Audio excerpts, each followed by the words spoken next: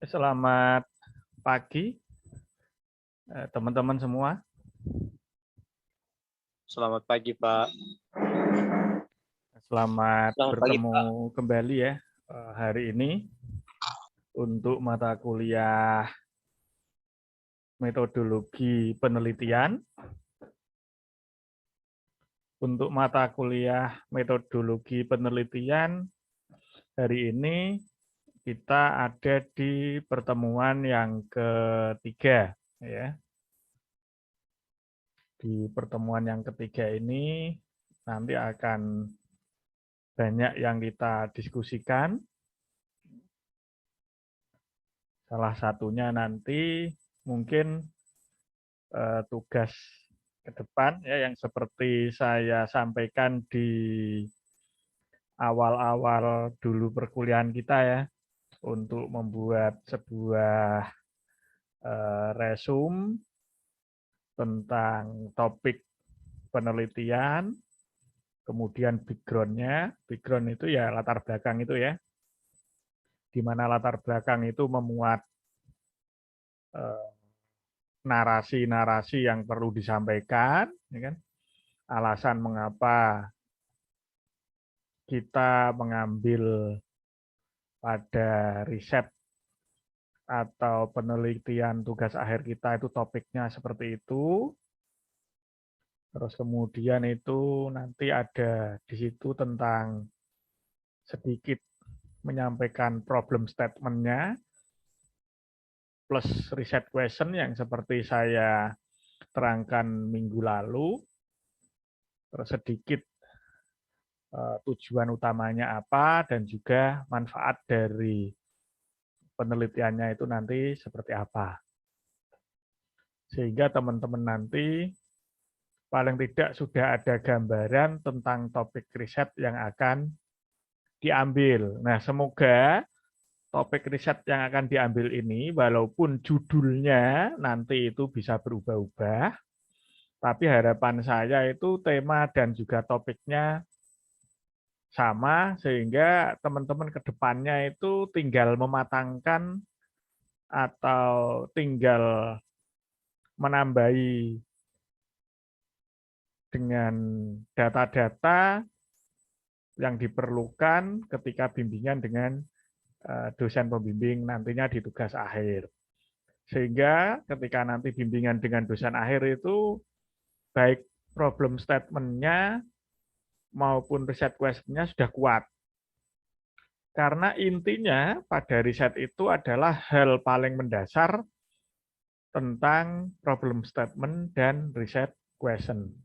Ketika kita bisa memaparkan problem statement dan kita bisa menjawab dari riset question-nya, ini otomatis riset gap atau permasalahan dari penelitian kita itu sudah kita pegang.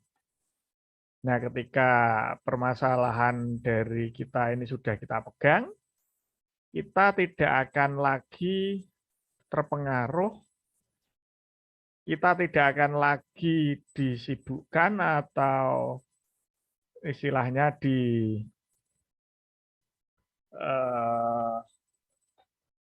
apa ya istilahnya ya, diombang-ambingkan ya, diombang-ambingkan oleh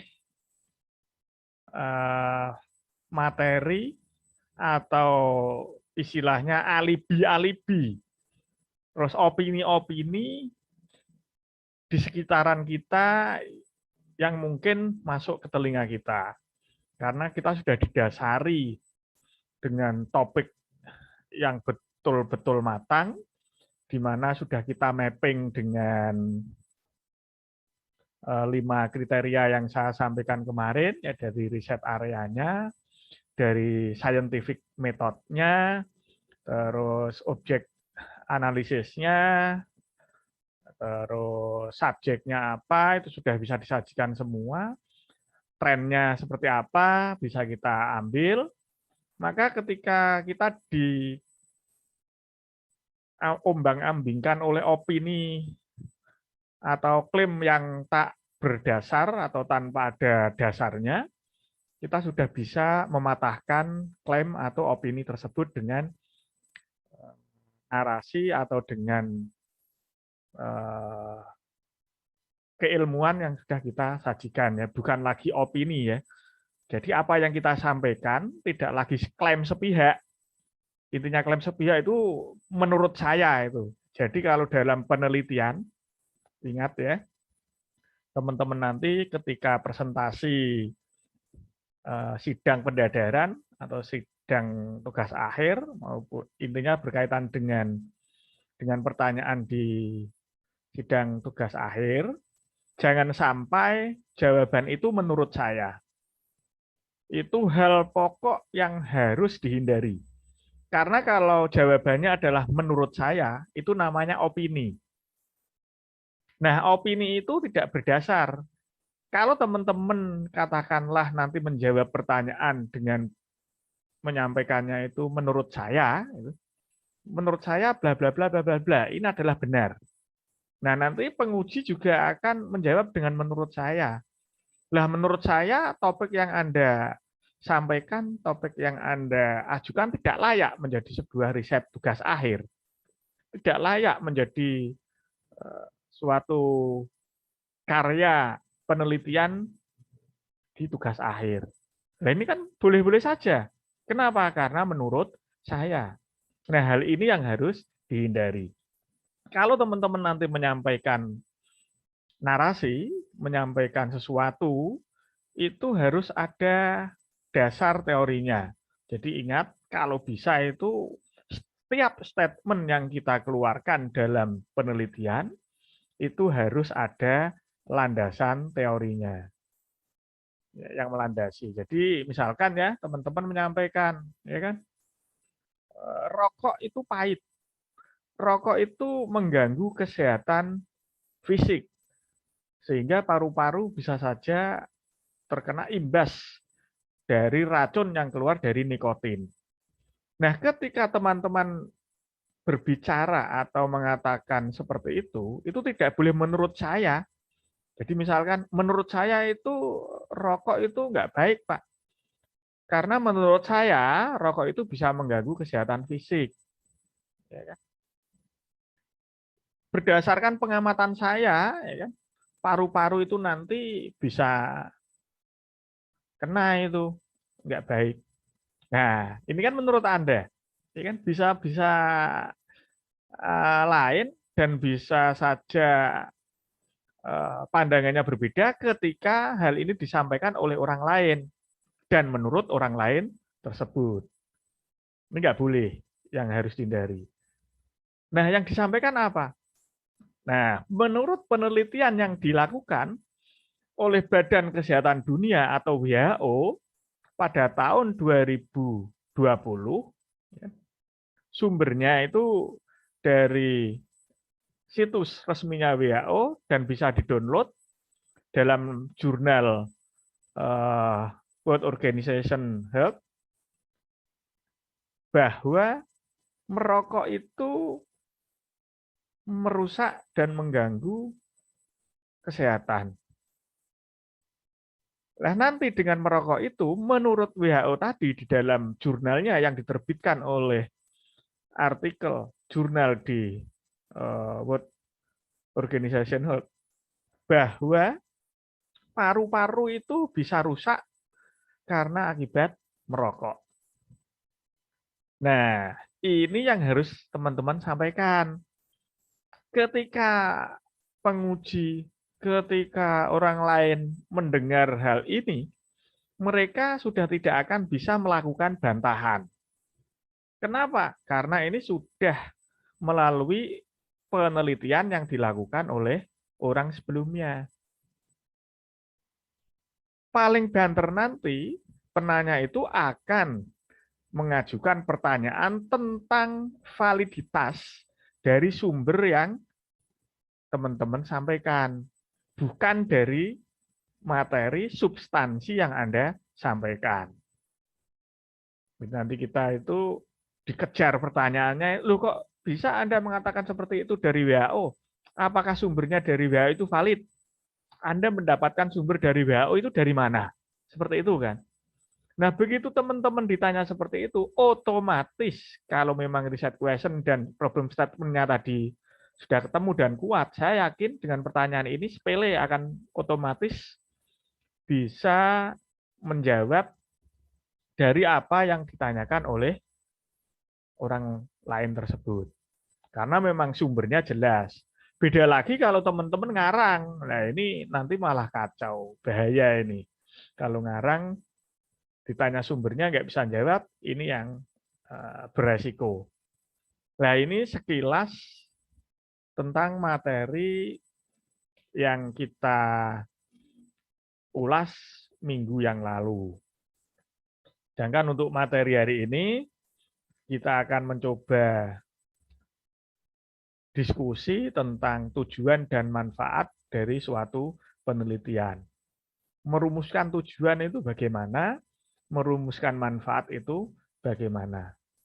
Intinya untuk merumuskan tujuan dan manfaat itu harus dilihat dari scientific. Ya, perlu ditekankan ini. Kalau perlu di garis bawah, ditulis miring, lalu ditebelin. Kalau perlu di stabilo, diurek-urek. Tapi jangan pakai stabilo hitam nanti. Teman-teman ngurek-ngurek pakai stabilo hitam, ya tulisannya jadi hilang, nggak bisa dibaca. Tujuan dan manfaat itu dalam membuat narasi di tujuan dan manfaat harus mencerminkan scientific. Jadi tujuan dan manfaat itu harus mencerminkan keilmuan. Ini yang perlu lihat bersama, karena banyak sekali tulisan-tulisan itu menuliskan tujuan dan manfaat itu asal-asalan itu.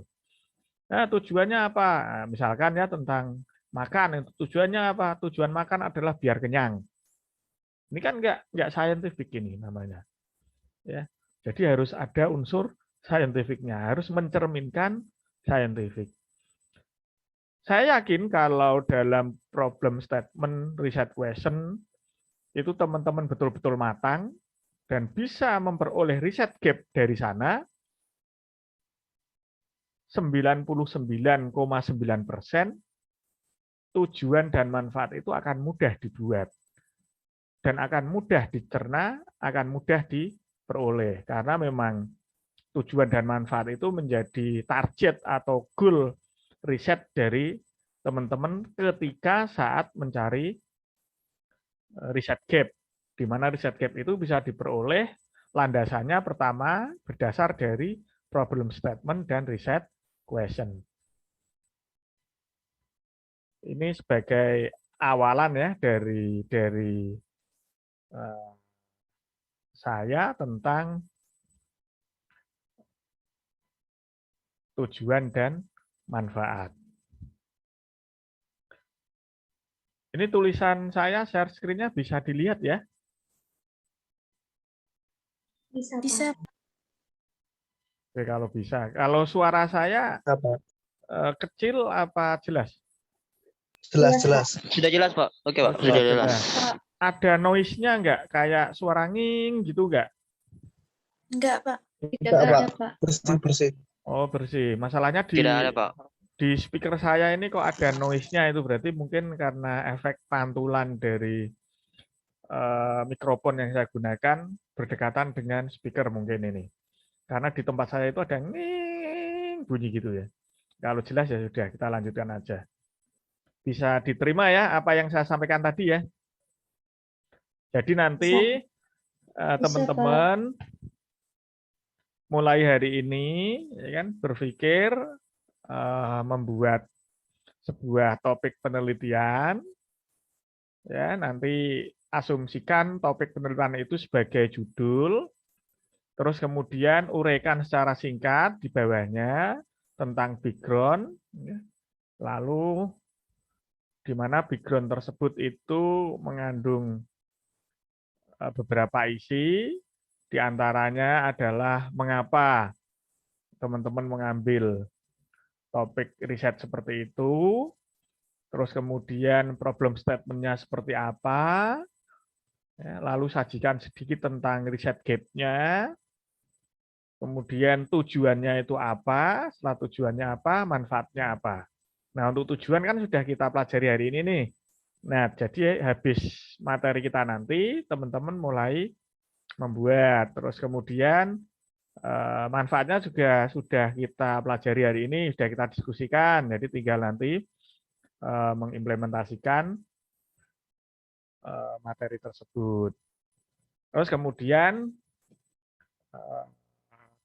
tugas-tugas yang teman-teman buat itu dalam bentuk PowerPoint ya, buatnya dalam bentuk PowerPoint saja. Dalam bentuk PowerPoint satu slide. Saya mintanya satu slide saja, nggak usah banyak-banyak. Satu slide, isinya tadi, kan terus kemudian dikumpulkan ya. Jadi sebelum perkuliahan dimulai, seperti tadi ya, biasanya kan perkuliahan ini saya buka jam 7.45. Saya sudah mulai ready, sudah on, walaupun perkuliahan itu dimulai jam 8. Sehingga pada jam 8, tugas dari teman-teman itu sudah terkumpul ke saya semua. Lalu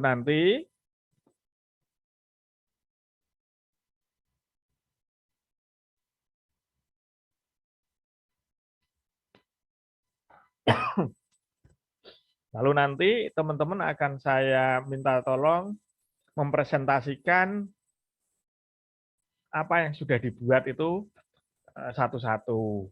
Nah, dari satu itu nanti kita diskusikan bersama bareng-bareng, kita lihat bersama bareng-bareng, ya kan? Kira-kira sesuai enggak background dengan topik yang diajukan. Terus kemudian tujuan dan manfaatnya itu sudah menjawab dari pertanyaan penelitian yang ada di background belum, ya kan?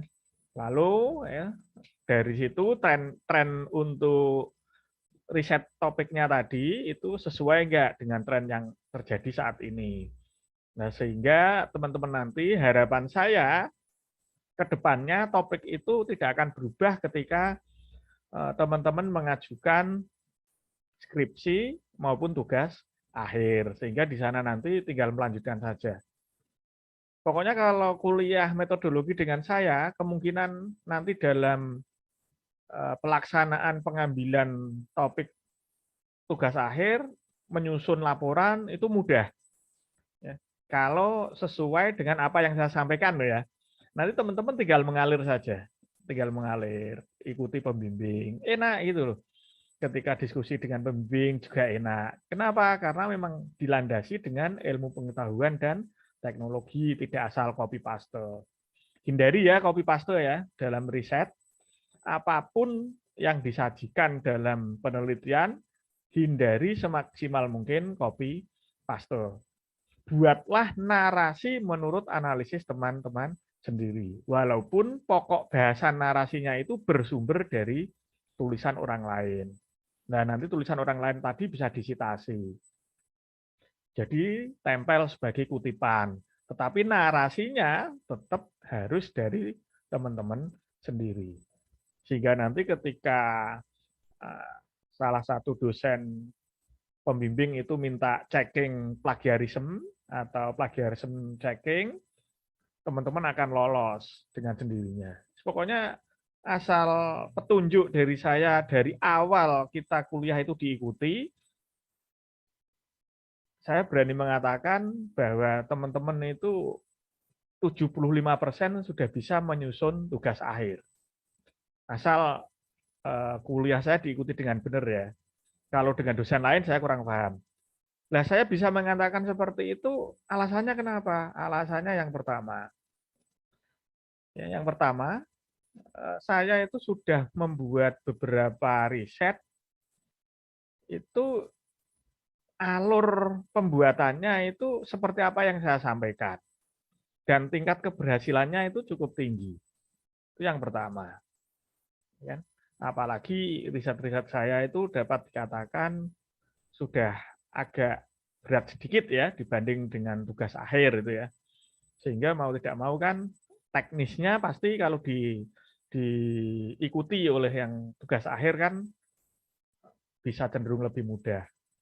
Yang pertama. Yang kedua, ketika saya mengungkapkan apa yang saya sampaikan, selain dari pengalaman yang sudah saya lakukan selama ini, ini juga berhadapan dengan orang-orang lain atau reviewer-reviewer lain, peneliti-peneliti lain.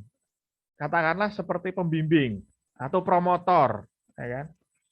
Dan mereka mengiyakan dan sangat menikmati apa yang saya sampaikan, sehingga alur ini bisa dicerna.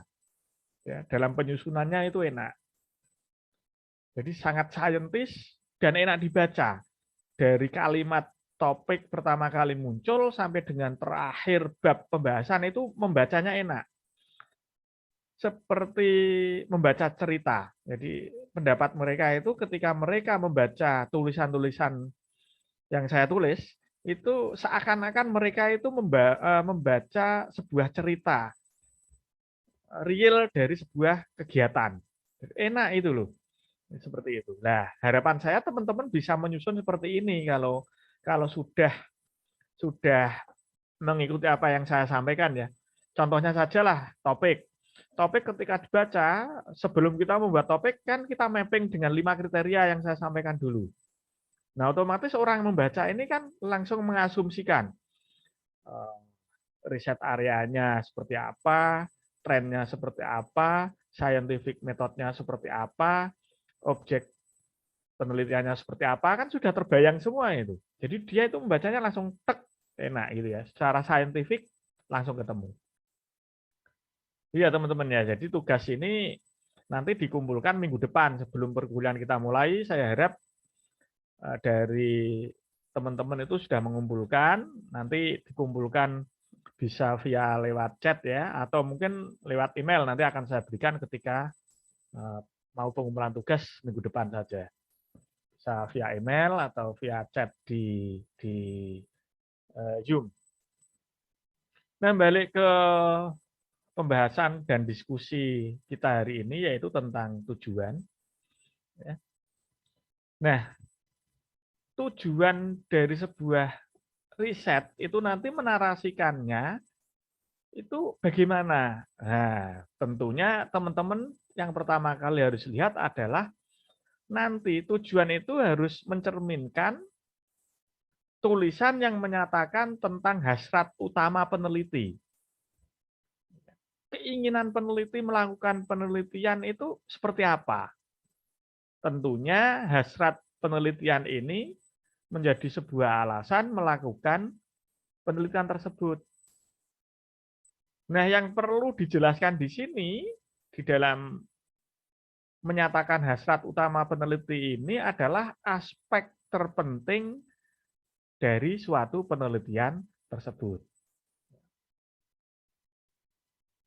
Nah, ini yang harus lihat.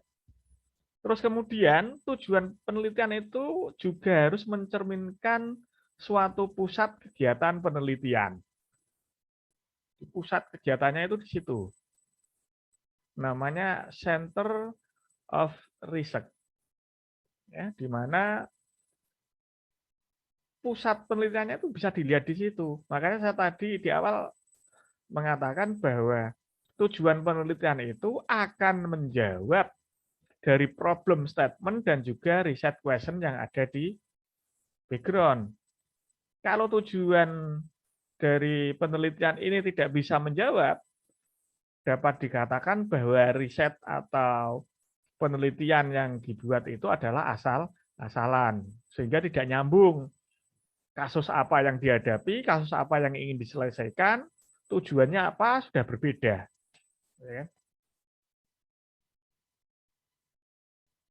Nah, tujuan ini akan ketemu setelah problem statement itu ya, masalah penelitian itu ditemukan. Ingat, tujuan penelitian ini akan bisa disampaikan dengan benar ketika masalah penelitian itu sudah ditemukan. Nah, untuk masalah penelitian ini nanti bisa dituangkan dalam bentuk pertanyaan maupun pernyataan.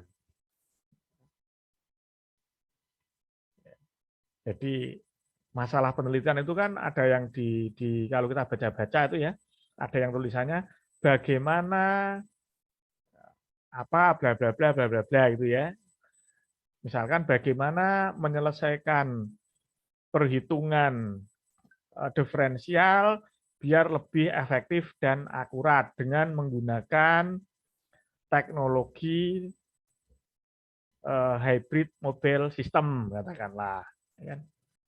Ini kan masalah penelitian tapi dalam bentuk pertanyaan. Kalau dalam bentuk pernyataan seperti ini menuangkannya. Penyederhanaan rantai pasok distribusi makanan pada perusahaan XYZ dengan menggunakan metode penyelesaian ABC agar bisa lebih ringkas, lebih sederhana, dan lebih efektif dan efisien. Nah, ini dalam bentuk pernyataan. Jadi antara pertanyaan dan pernyataan itu agak berbeda. Tapi dalam masalah narasi penelitian, itu boleh dituangkan dalam bentuk pertanyaan, boleh dituangkan dalam bentuk pernyataan. Nah, hal ini akan terjawab pada tujuan penelitian. Nah, nanti di dalam menerangkan atau menuliskan tujuan penelitian, itu bisa dari tujuan umum dan bisa dari tujuan khusus. Jadi nanti ada tujuan yang sifatnya umum dan ada tujuan yang sifatnya khusus. Kalau nanti kita menarasikan masih dalam bentuk tujuan umum, itu biasanya berhubungan dengan pernyataan masalah penelitian. Nah, hal ini biasanya masih berupa tujuan yang berskala besar ya, masih apa ya, umum, belum spesifik. Ya. Contohnya ya, kenapa kita harus sekolah, katakanlah. Kenapa kita harus belajar?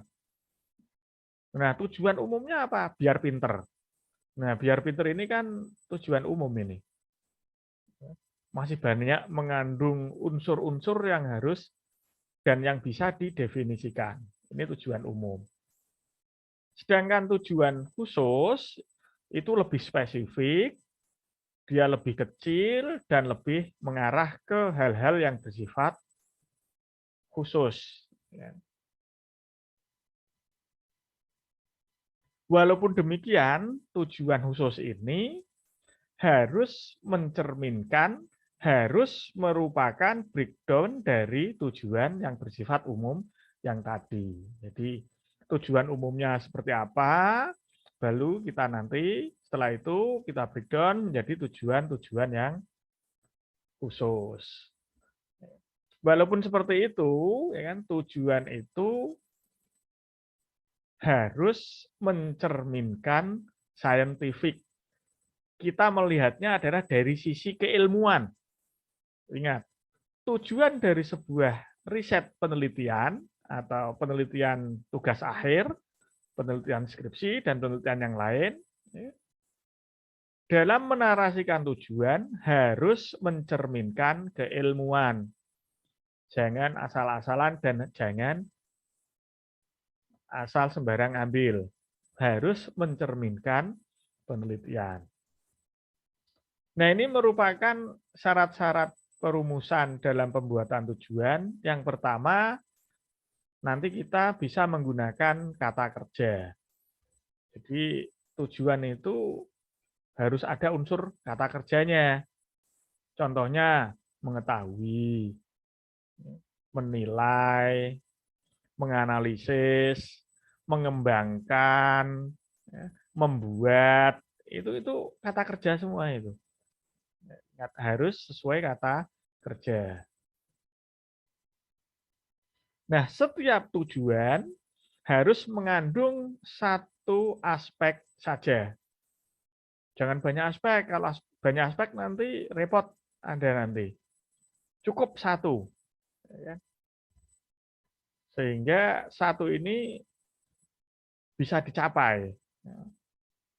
Jangan lantas banyak banget tujuannya. Waduh, kalau banyak banget repot nanti. Nah, yang terakhir ini ya, tujuan harus dapat diukur ini, kan? Dapat diukur itu ya baik dari skala waktu, baik dari tingkat akurasi, validitas, ya, itu ya harus dapat diukur tadi tujuannya. Jangan membuat tujuan itu ngambang ke kanan, ke kiri, ke atas, ke bawah, nggak karuan, sehingga ya nggak dapat diukur, nggak bisa ditentukan nilainya. Dengan dapat diukur, kita tahu capaian dari target atau tujuan tersebut, ya kan? Sampai di mana tujuan tersebut dapat terrealisasi. Ini tentang tujuan. Ini contoh dari tujuan saya sampaikan atau saya tampilkan satu contoh. Misalkan ya, ini ada satu judul riset, katakanlah rancang bangun sistem informasi berbasis mobile hybrid.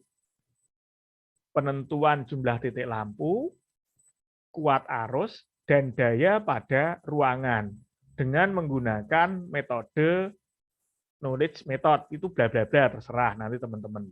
Ya. Knowledge methodnya kan saya nggak paham nih di akuntansi seperti apa, kan seperti itu. Ini saya hanya mencontohkan satu judul saja. Nah, knowledge method ini katakanlah menggunakan ring order centroid, atau menggunakan rule based expert system, menggunakan fuzzy multiple decision making, menggunakan analisis hierarki proses. Nah, ini namanya metode. Ini scientific metodenya ini. Seperti itu, nggak boleh, tidak harus mencerminkan scientific method. Nah, terus tujuannya, ya kan, tujuannya ini saya tulis di bawah. Tujuannya ini secara umum dulu. Membangun sistem multiplatform berbasis mobile hybrid. Jadi tujuan dari riset saya apa? Membangun sistem multiplatform berbasis mobile hybrid. Dengan apa? Dengan menggunakan framework. Frameworknya apa? Opsional. Katakanlah, ya kan, karena berbasis mobile hybrid, frameworknya saya pakai Ionic, bisa. Saya menggunakan Flutter, bisa. Atau mungkin Android base lainnya, boleh. Ya kan? Sehingga mampu mengadopsi teknologi smartphone dalam penentuan jumlah titik lampu, kuat arus, dan daya menggunakan metode bla bla bla tadi. Atau metodenya di sini katakanlah tadi yang saya sebutkan, rule based expert system, menggunakan metode analisis hierarki proses, menggunakan rule based expert system, menggunakan case based reasoning, menggunakan fuzzy multiple decision making, dan lain-lain. Nah, dari apa yang sampaikan di tujuan ini, mungkin ada yang ingin disampaikan oleh teman-teman, silakan teman-teman menyampaikan dulu. Ini dari tujuan ini. Silakan kalau ada yang ingin ditanyakan dari teman-teman. Saya tak sambil minum-minum kopi dulu ya ini, sambil nunggu teman-teman tanya ini. Silakan.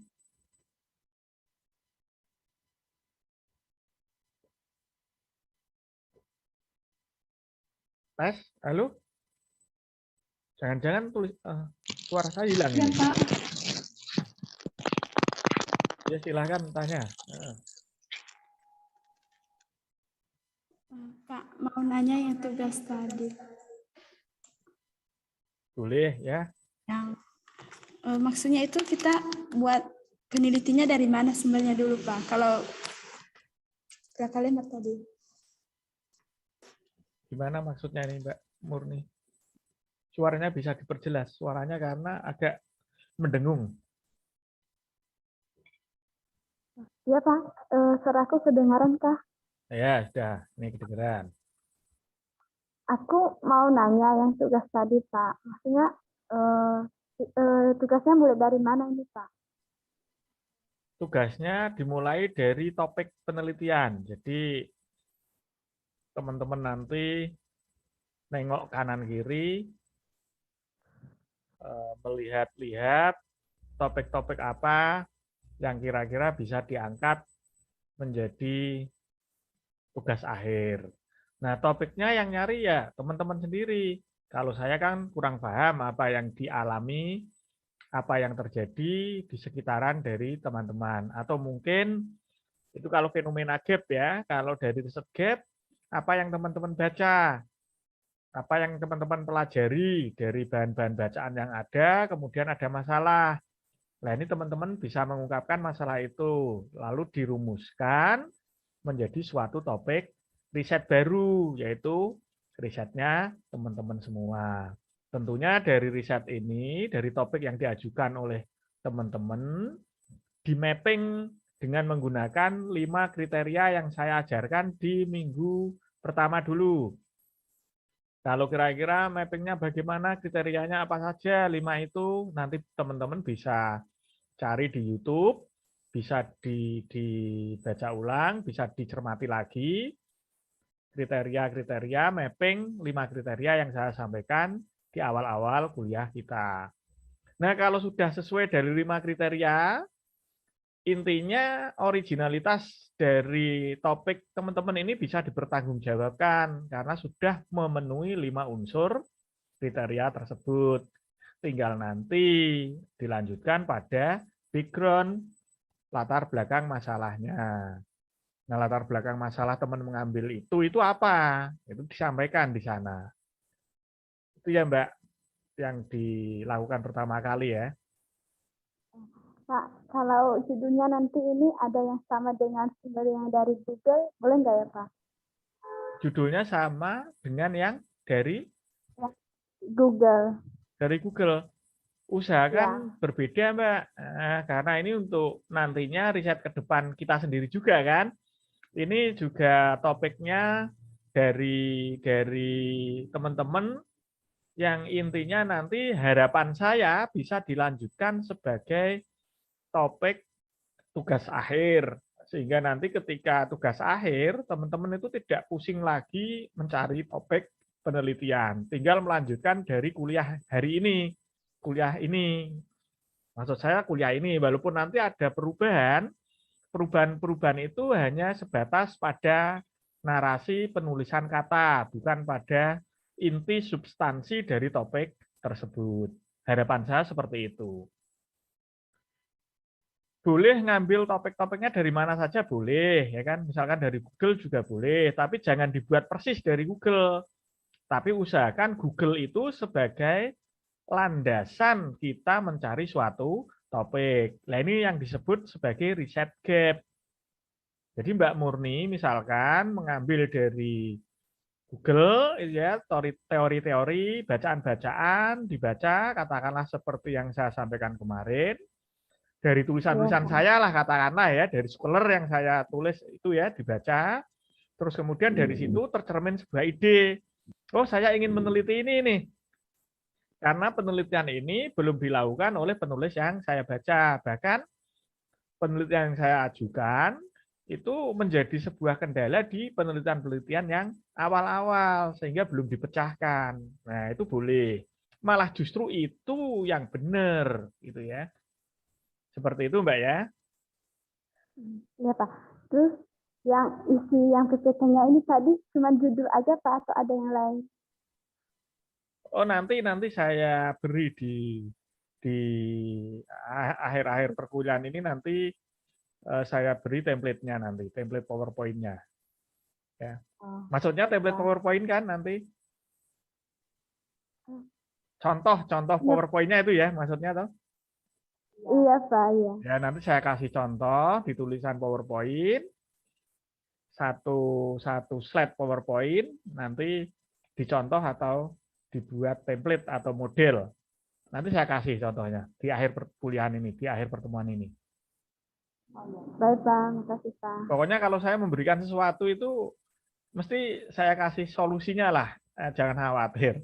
Saya itu dalam memberikan tugas pun itu walaupun kelihatan berat ya, sebetulnya itu nggak berat. Malah justru sebetulnya itu meringankan beban, meringankan tugas dari teman-teman semua di kemudian hari. Tidak hanya dengan perkuliahan saya tok, tapi justru itu membuat kita ringan di perkuliahan yang sangat urgent, yaitu di penelitian yang menjadi tujuan atau yang menjadi syarat akhir teman-teman memperoleh gelar sarjana terapan. Itu malah justru mempermudah itu sebetulnya. Cuman kadangkala itu ada beberapa mahasiswa itu yang melihatnya itu dari sisi, waduh, tugasnya kok berat, waduh, tugasnya kok sulit, wah kuliahnya Pak Mufaddal itu membingungkan. Nah, melihatnya mungkin ada teman-teman sebagian yang melihatnya dari sana, sehingga tanpa ragu dan tanpa basa-basi itu mawar hitam yang bicara, kadang-kadang seperti itu. Tapi bagi saya nggak masalah diklaim seperti itu, tapi intinya nanti pasti mahasiswa itu akan sadar dan akan tahu bahwa apa yang saya sampaikan dan apa yang saya berikan itu akan membantu mahasiswa tersebut di kemudian hari. Dan ini sudah terbukti di beberapa mahasiswa yang ternyata setelah dia lulus, dia sangat berterima kasih dengan apa yang saya sampaikan. Seperti itu. Pokoknya dinikmati sajalah kuliah dengan saya, kita komunikasi, ya, saling terbuka. Ya kan? Yang jelas jangan terbuka pakaiannya ya, kalau terbuka pakaiannya di depan kamera malah nanti menjadi hal-hal yang kena UU ITE pornografi ya. Terbuka itu maksudnya itu terbuka wawasannya, jujur dengan masalah yang dihadapi, disampaikan ke saya agar saya bisa memberikan solusi-solusi yang teman-teman hadapi. Tentunya berkaitan dengan topik perkuliahan kita tentang metodologi penelitian. Ya. Jangan lantas curhatnya masalah pacar. Ya. Saya pernah bimbingan dengan mahasiswa itu malah curhat masalah pacar ini. Maaf Pak ya, saya nggak bisa menemui Bapak karena baru saja saya putus dengan pacar saya, sehingga saya tidak bisa menyelesaikan tugas. Loh, apa hubungannya putus dengan pacar dengan tugas yang saya berikan? Ya? Itu kan resiko dari sebuah pacaran, ya. Putus nyambung, putus nyambung, putus nyambung, nyambung lagi, putus lagi. Ya. Kan seperti itu kalau orang pacaran. Bisa jawab toh dengan enak dan santai. Jangan khawatir, Mas, ya kan. Kalau pacaran kita itu putus, pakai saja tagline kipas-kipas cari angin. Pacar lepas, ganti yang lain. Saya jawab seperti itu, ya kan. Nah, mungkin dari teman-teman ada yang ingin disampaikan dan ingin ditanyakan lagi. Silakan tanya. Sebelum ini kita lanjutkan ke manfaat. Silakan tanyakan saja. Halo Pak. Ya. Halo Pak. Satu-satu. Mas Desful dulu ya. Mbak Wina nanti. Nah, tadi kan Bapak tadi sampaikan ya, misalnya menurut saya ini kan itu kan akan dibantah tuh sama dosanya. Ya. Nah, bagaimana dengan ini Pak? Menurut evaluasi dari atau gimana atau bagaimana namanya? Menurut hasil yang kami teliti dari lapangan, bagaimana kayak gitu penyampaiannya Pak? Kalau itu kan menurut hasil yang kami teliti dari lapangan, berarti kan Mas Desful sudah melakukan riset nih. Iya. Iya kan? Nah, kalau sudah melakukan riset, tentunya kan punya data. Pasti di akhir dari kalimat itu nanti akan menampilkan data yang ditemukan kan? Nggak mungkin menurut kami, menurut hasil yang kami teliti di lapangan, bla bla bla, tapi nggak ada datanya kan nggak mungkin, ya kan? Pasti kan bunyinya nanti ada datanya, harus disertai dengan data, diikuti dengan data. Jadi menurut hasil yang telah kami lakukan dan kami analisis, kami teliti di lapangan, menunjukkan 75% masyarakat Indonesia itu secara ekonomi di bawah garis kemiskinan. Hal ini berdasarkan dari penelitian yang saya lakukan pada Dinas Kesehatan Sosial, sebanyak 100 orang dan 75% mengatakan pendapatan mereka di bawah rata-rata. Jangan seperti itu ya Mas Desul ya. Ini kan sudah diikuti data namanya. Ya tidak harus persis dengan saya ya kan. Tapi intinya setiap pernyataan kalau ada menurut saya itu kan nggak boleh. Tapi kalau menurut analisis yang kami lakukan di lapangan, belakangan harus diikuti dengan data dan fakta. Begitu, Mas. Bisa. Makasih, Pak. Nah, ada kendala lagi mungkin?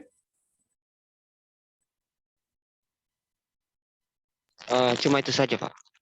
Bisa dipahami kan apa penjelasan dari saya? Bisa, Pak. Oh ya. Bisa, Pak. Bisa, Pak. Ya, oke kan. Lalu Mbak Wina, silakan Mbak. Ya Pak, sini saya mau bertanya. Misalnya kami ada mengangkat satu judul dalam penelitian kan Pak. Terus pada semester-semester lalu itu ada juga di mata kuliah semester lalu itu kami ada bahas-bahas beberapa contoh kasus, dan contoh-contoh kasus itu ada kaitannya dengan judul penelitian kami itu. Apakah contoh kasus yang kami bahas pada semester lalu itu boleh kami ambil Pak sebagai bahan contoh untuk isi dari penelitian itu Pak, atau bagaimana? Boleh. Malah justru itu yang benar itu sebetulnya seperti itu. Itu namanya roadmap ya Mbak ya. Kalau di dalam bahasa scientific research, jadi scientific research itu keilmuan penelitian, itu malah justru bagus karena merupakan roadmap atau peta jalan penelitian dari teman-teman. Dari awal itu teman-teman bahas tentang bla bla bla bla ya, semakin ke sini kan malah justru semakin meruncing dan semakin tahu tentang suatu masalah. Justru malah ini yang benar. Tidak lantas ketika awal membahas A, semester naik satu lagi membahas B, semester naik lagi membahas C, begitu akhir-akhir ya, di pertemuan terakhir tiba-tiba bahasnya tentang XYZ. Nah ini kan malah yang menghabiskan energi dan waktu serta biaya itu justru yang ini, model seperti ini. Tapi kalau roadmap-nya sudah tertata dengan jelas, ketika nanti saya ada tugas case study, saya menyajikan ini. Ketika nanti ada tugas metodologi penelitian, saya membahas tentang ini juga. Nanti ketika riset tugas akhir saya, topiknya masih tentang yang dulu dibahas. Sehingga ketika nanti saya riset betulan di dalam sebuah tugas akhir atau penelitian skripsi, saya tidak lagi kesulitan. Karena apa? Karena ini sudah saya tata dari awal. Nah, inilah yang disebut peta jalan penelitian atau dikenal dengan istilah roadmap. Bisa dipahami Mbak Wina ya? Sangat dibolehkan dan bahkan justru itu yang bagus. Kecuali tugasnya tadi tidak layak menjadi sebuah topik riset tugas akhir, itu beda lagi.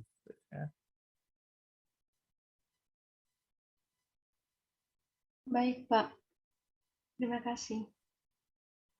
Mungkin ada yang ingin tanya lagi silahkan, atau kita diskusi lagi silahkan.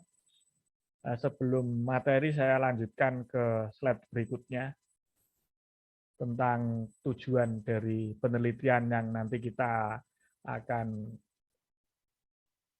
tuangkan dalam bentuk tulisan.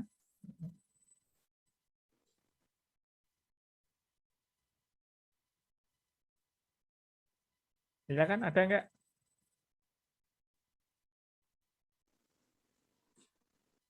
Pak, mau bertanya tentang penelitian ini. Berarti kita kan mengambil satu topik, jadi dan berarti kita itu menelitinya bukan harus berdasarkan satu sumber ya Pak, tapi harus mencari referensinya tuh beberapa sumber gitu Pak. Iya, benar. Kalau referensinya hanya dari satu sumber ya, pernyataan atau case-nya tadi itu kurang bisa dipertanggungjawabkan. Jadi harus dari beberapa sumber yang mendasarinya. Lalu Kak, berarti kalau misalnya kita meneliti sebuah penelitian gitu, berarti apakah kita perlu terjun langsung untuk mencari sumbernya gitu kepada orang-orang gitu, atau berdasarkan buku atau referensi yang ada di internet saja sudah cukup gitu Pak? Nah ini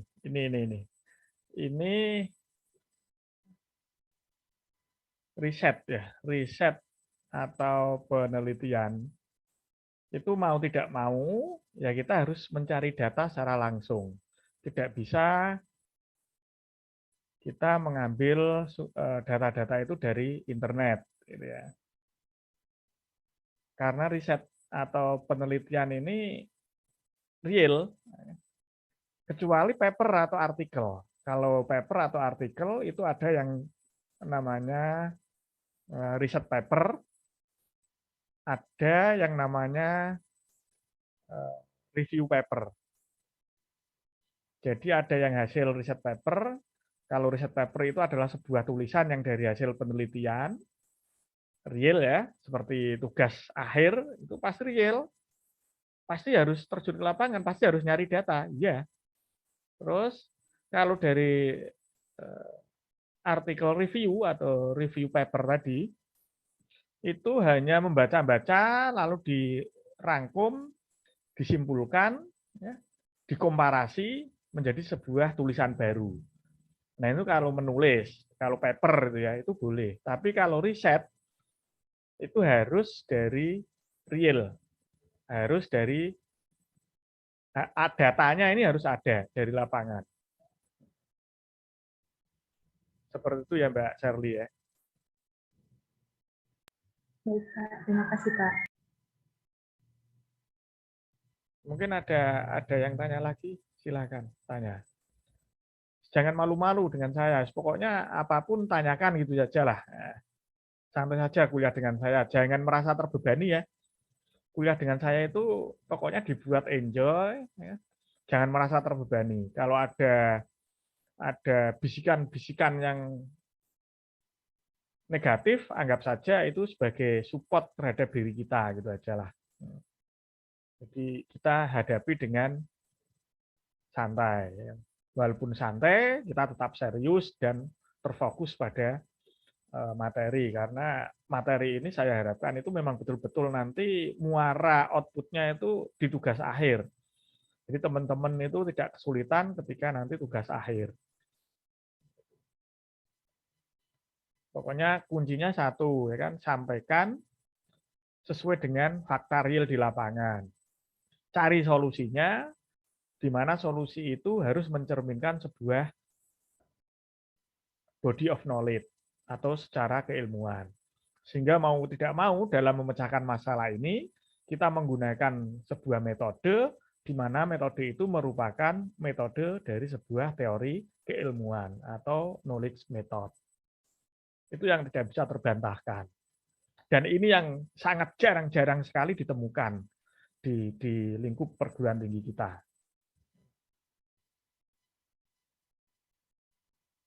Bisa difahami ya apa yang saya sampaikan ya ini ya.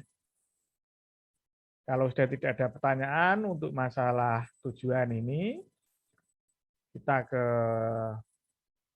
contoh tujuan umum ini. Sepertinya ini tadi sudah saya sampaikan ya, untuk tujuan umum itu intinya adalah yang sifatnya umum dulu. Bersifat luas, itu namanya tujuan umum. Ini tujuan khusus itu biasanya nanti sudah lebih spesifik seperti yang saya sampaikan tadi. Ini contoh-contohnya. Jadi nggak begitu urgent ini. Tapi nanti juga ini bisa dilihat-lihat lagi. Kalau mau membaca nanti kan video ini bisa disampaikan lalu di pause ya, Jangan di-skip, kalau di-skip nanti malah hilang nanti ya, di-pause. Pokoknya intinya nanti video saya ngajar itu akan kembali saya upload di YouTube dan itu bisa disaksikan kapanpun dan dimanapun. Tidak akan saya batasi dan akan saya setting sebagai video publik. Ini juga yang lebih khusus tadi ya, menganalisis hubungan, status ketahanan pangan, dan lain-lain itu sudah mengarah ke spesifik ini.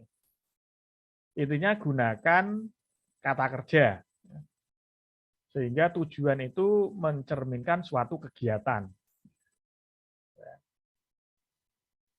Nah, kegiatan karena dia adalah merupakan aktivitas dari pemecahan masalah, tentunya kegiatan ini bisa diukur.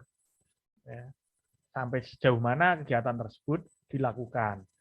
Sejauh mana keberhasilan dari kegiatan tersebut dalam mencapai target goal-nya penelitian. Seperti itu ya. Ini pelajaran yang dapat diambil dari yang saya sampaikan. Yang pertama bahwa setiap tujuan khusus mengarah kepada pencapaian dari tujuan yang sifatnya umum tadi. Jadi dari sesuatu yang luas kita target tadi ya kan bisa di breakdown menjadi tujuan khusus. Nah, tentunya tujuan khusus ini muaranya adalah menyelesaikan permasalahan yang sifatnya umum yang tadi. Tujuan khusus itu selalu dimulai dengan yang mudah dicapai, ya. Jadi yang mudah dicapai dulu, yang sifatnya adalah deskriptif, kemudian dilanjutkan secara step by step ke hal-hal yang makin luas, makin sulit dicapai. Nah, makin luas dan makin sulit dicapai ini adalah sifatnya analitik. Ya, mungkin itu yang menjadi pelajaran tentang merumuskan tujuan dalam suatu riset pada penelitian tugas akhir atau riset penelitian skripsi. Nah, sekarang kita ke manfaat penelitian. Manfaat penelitian ini nanti harus bisa mencerminkan manfaatnya bagi peneliti ya. Jadi tidak harus kalimatnya di breakdown manfaat bagi peneliti, manfaat bagi pengetahuan, manfaat bagi pemerintah dan institusi, tidak seperti itu ya. Tidak harus seperti itu. Seperti itu boleh, ya kan?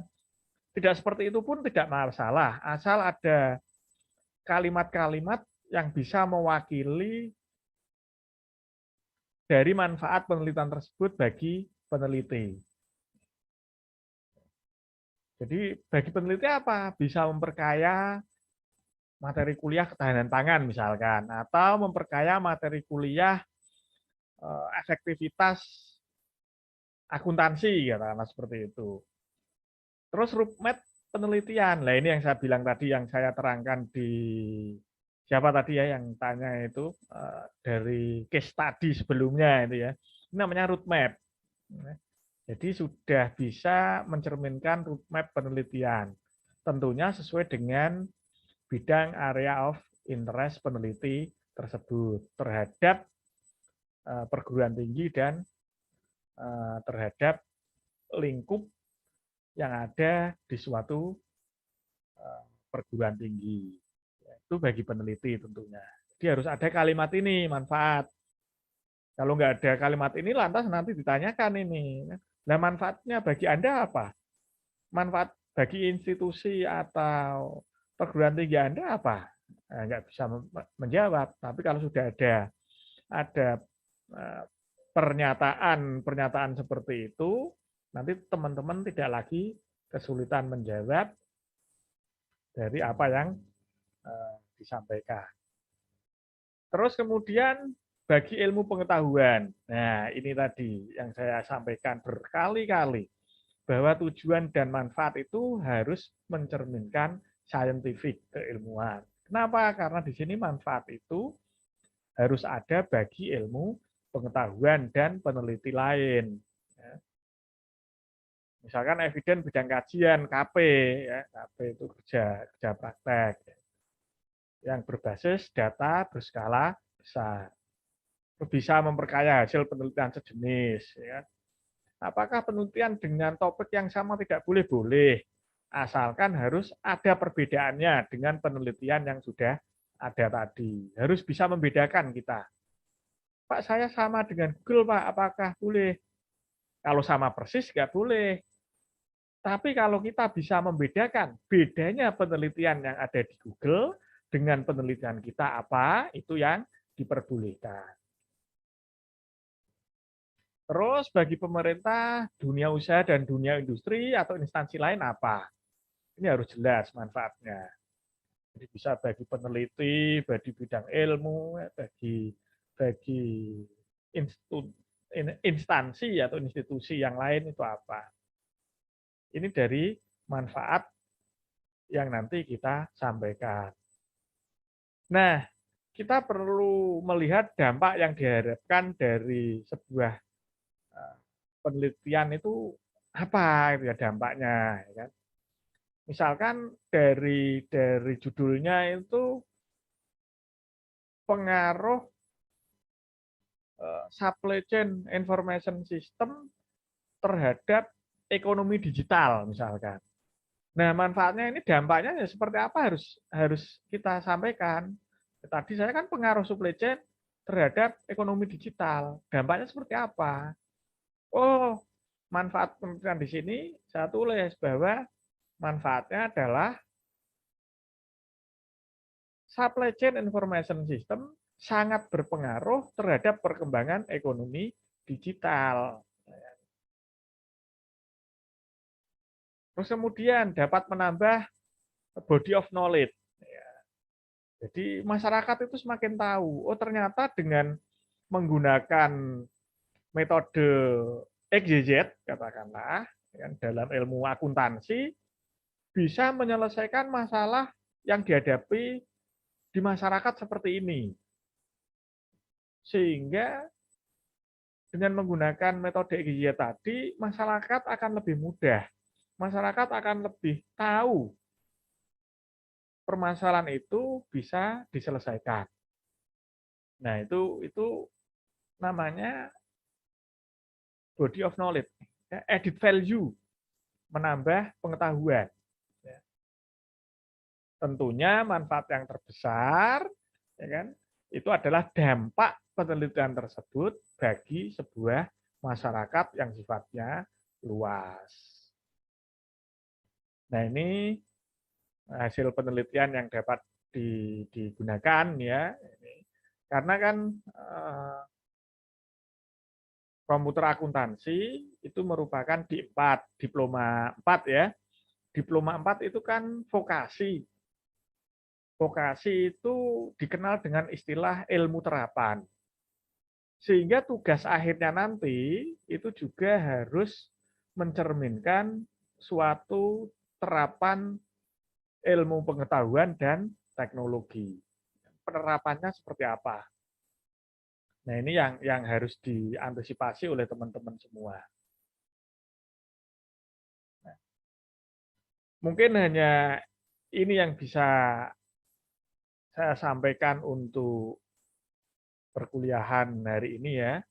Biasa sebelum perkuliahan ini ditutup, kita buka forum diskusi lagi ya, untuk masalah merumuskan tujuan penelitian dan juga manfaat dari sebuah penelitian.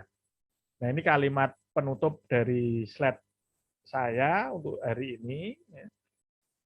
Menemukan dan menyusun masalah penelitian, serta menentukan tujuan penelitian dengan baik dan benar, bukanlah merupakan pekerjaan yang mudah yang dapat dihasilkan dalam beberapa jam. Hal ini harus melalui beberapa proses. Tidak asal ketemu, tidak asal langsung bedunduk, tidak asal-asalan langsung bim salah bim ada gadabra, tapi proses dalam menentukan, merumuskan suatu tujuan penelitian dan manfaat penelitian itu membutuhkan perenungan, bahkan perumusan ini tidak dapat dikerjakan secara tergesa-gesa dan asal-asalan. Hal ini dilandasi oleh rasa ingin tahu kita, kepenasaran kita, yang merupakan implementasi dari modal dasar dalam menemukan masalah yang layak untuk sebuah penelitian. Di mana masalah-masalah penelitian ini yang selanjutnya membutuhkan suatu kesabaran, membutuhkan suatu penyelesaian dalam melaksanakan dan melakukan penyelesaian ini. Tentunya kita melalui beberapa tahapan, sehingga mau tidak mau kita akan menerima kritik, kita akan menerima saran yang akan membawa dan akan membuka pikiran kita secara jelas. Jadi jangan kita abaikan masukan dan saran dari orang lain, termasuk pembimbing. Karena apa? Ini dalam proses tahapan menyelesaikan masalah yang kita hadapi dalam penelitian tadi. Masalahnya apa dalam penelitian? Nah, kita disarankan seperti apa? Sehingga membuat pikiran kita akan lebih terbuka. Semakin pikiran kita terbuka, maka semakin luas wawasan kita. Otomatis kita akan mengadopsi beberapa ilmu pengetahuan ke dalam sebuah riset penelitian tugas akhir kita. Intinya apa intinya? Kita tidak malu bertanya. Dan kita harus menjaga terus-menerus agar tetap semangat. Hal ini kita lakukan agar bisa menjawab masalah dalam sebuah penelitian.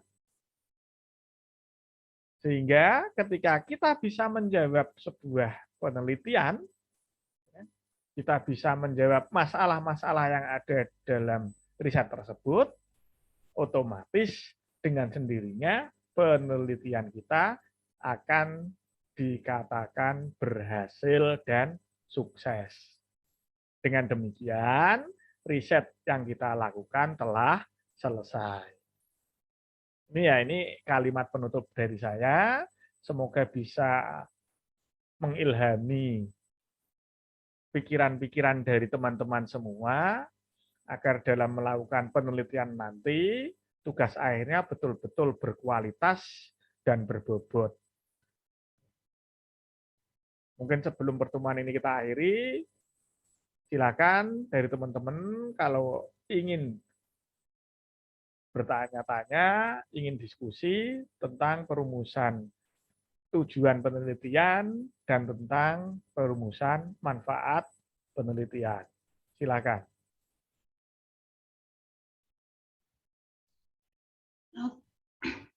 Maaf Pak, mau bertanya.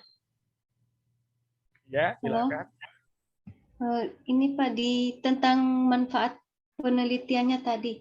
Ini yang tiga-tiganya tadi itu Pak, yang bagi peneliti, bagi ilmu pengetahuan, dan bagi pemerintah itu semuanya dicantumkan di dalam laporannya ya Pak, atau cuma satu dari itu? Dan memang kalau memang semuanya dicantumkan gitu, cara mencantumkannya itu bagaimana ya Pak? Apakah ada satu contoh kalimat gitu yang untuk memulai membuat manfaatnya gitu? Dalam menuliskan manfaat penelitian itu bisa di breakdown ya, bisa ditulis sendiri-sendiri ya. Nanti bagi peneliti apa di poin, bagi ilmu pengetahuan apa di poin, bagi ini tidak harus bagi pemerintah ya teman-teman semua ya, harus dilihat ya. Ini tidak harus bagi pemerintah, tapi bagi instansi apa ya, boleh ya kan, tidak harus bagi pemerintah. Di situ makanya saya tulis bagi pemerintah garis miring DUDI. DUDI itu dunia usaha dan dunia industri atau instansi lain. Ya, terserah. Instansi tempat melakukan riset itu boleh. Jadi ada sumbangsih terhadap tempat di mana kita melakukan riset. Itu di poin-poin boleh. Terus kemudian mau dijadikan satu dalam satu poin manfaat penelitian ya. Langsung manfaat penelitian poin 1 apa intinya dari beberapa poin itu harus ada yang mencerminkan manfaat bagi peneliti, kalau manfaat bagi peneliti ini bisa bagi penelitinya dan juga bagi perguruan tingginya ya. Ini terus yang kedua, manfaat bagi pengetahuan ya. Jadi manfaat bagi ilmu pengetahuan dan teknologinya seperti apa. Terus yang terakhir, manfaat bagi pemerintahan atau dunia usaha ataupun dunia industri maupun institusi dan instansi yang lain. Jadi boleh dijadikan satu dalam satu kemasan manfaat penelitian yang langsung di poin, atau mau di breakdown satu-satu manfaat penelitian ya. A, manfaat penelitian bagi peneliti dan perguruan tinggi.